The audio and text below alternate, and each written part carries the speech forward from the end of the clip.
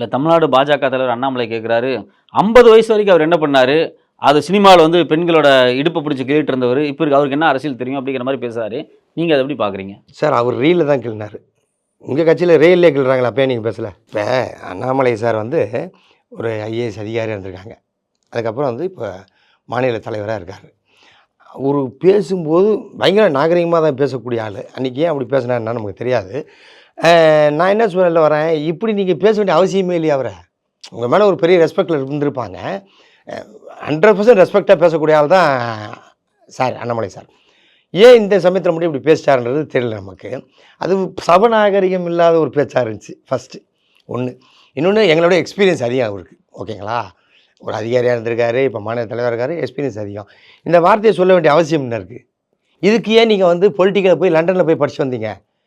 இதுக்கு பேசாமல் திமுகவில் வந்து சிவாஜி கிருஷ்ணமூர்த்தி அண்ணன் இருக்காங்கல்ல, அண்ணன் வீட்டில் ஒரு வாரம் இருந்தாலும் பெரிய ட்ரைனிங் கொடுத்துருப்பாரு அண்ணன்.